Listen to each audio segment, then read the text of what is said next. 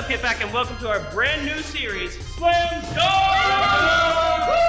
Basketball! Basketball. Yeah! Sports. Sports. Words. Orange things. I don't play basketball.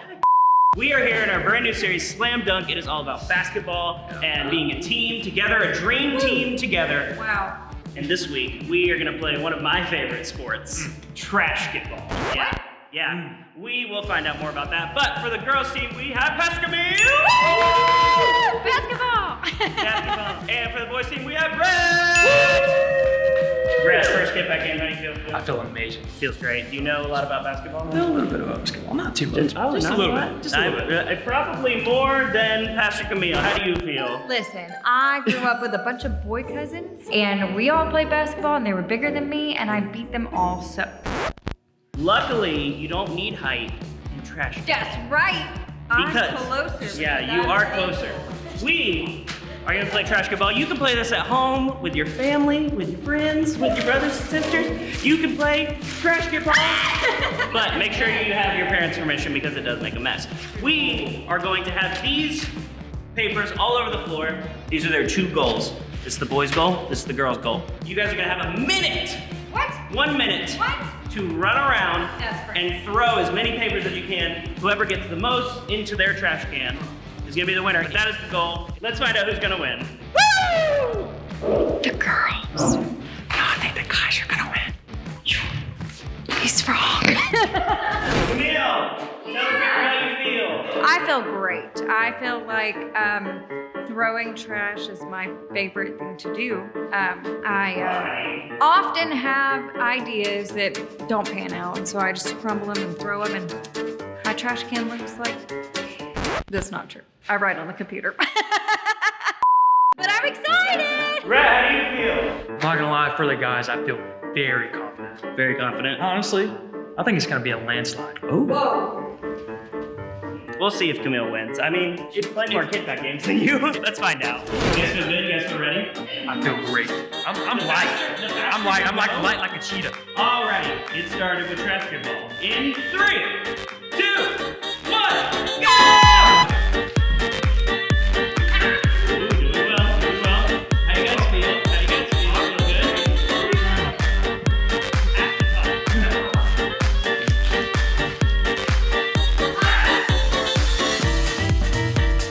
Ooh, Camille! I took more of my glasses. No. Keep going. 10, 9, 8, 7, 6, 5, 4, 3, 2,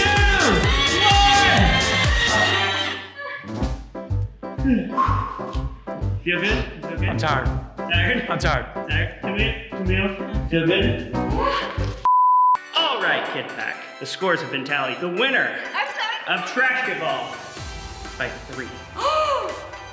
36 to 39. The winner is gonna be the boys!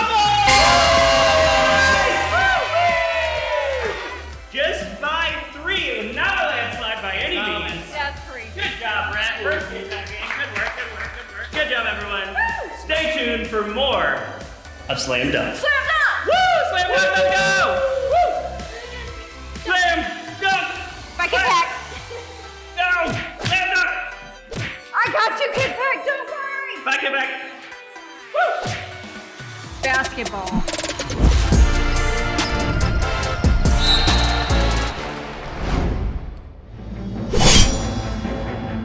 The Book of Genesis. Joseph. We have talked about Jacob and Esau, and today we are talking about one of Jacob's sons, Joseph.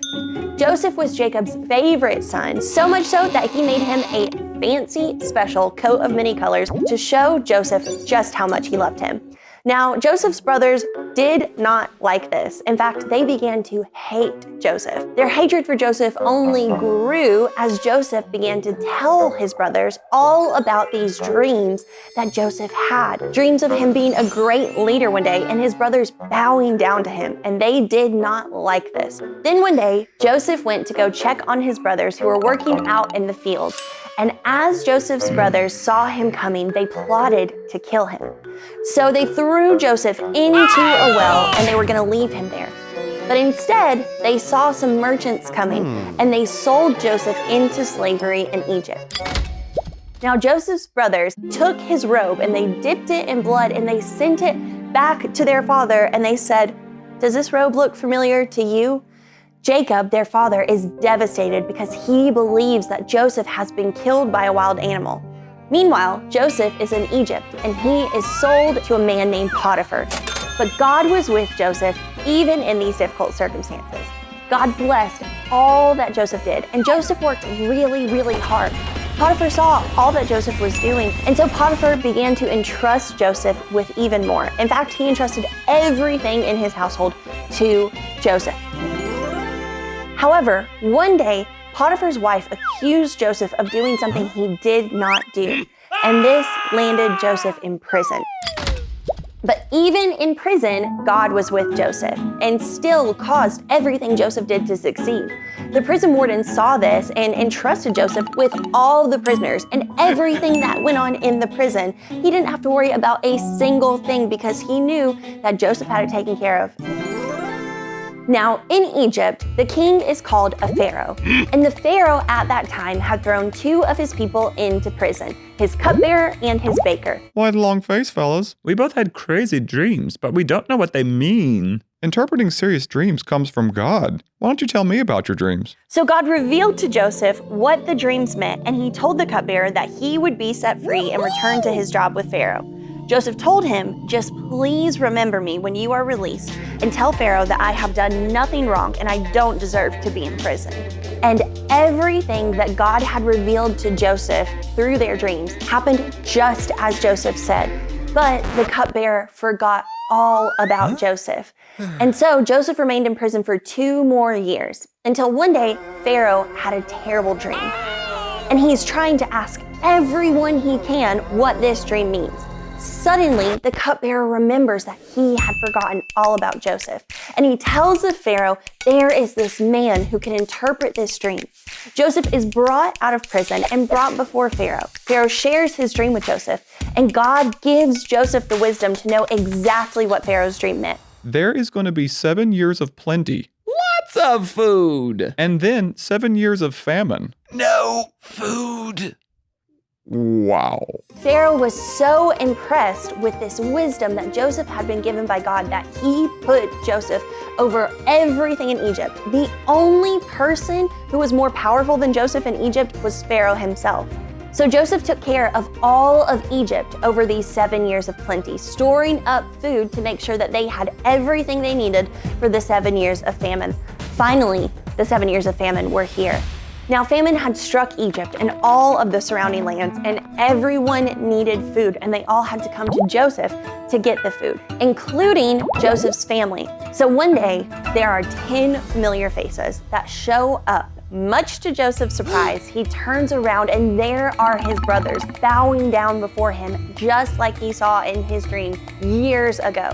Joseph's brothers do not recognize him, but he recognizes them.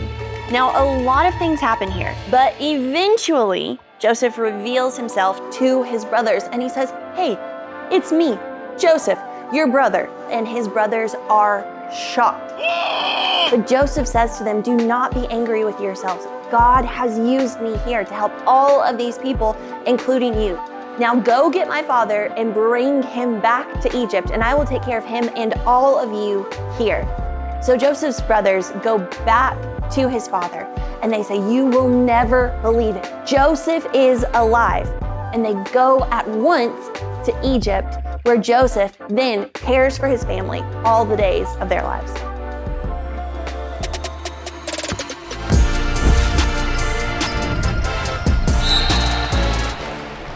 Hey KidPak, Pastor Tucker here. We are talking about Joseph. And Joseph, he was not born into a fair situation or given the right circumstances that you would say, this is someone who's going to be successful with their life. Well, I want to talk about that same kind of mentality, the never give up mentality that Joseph had in terms of basketball. There are two people I want to introduce you to today when it comes to the game of basketball. First one is someone you already know probably, and his name is Steph Curry. He plays for the Golden State Warriors. He's number 30.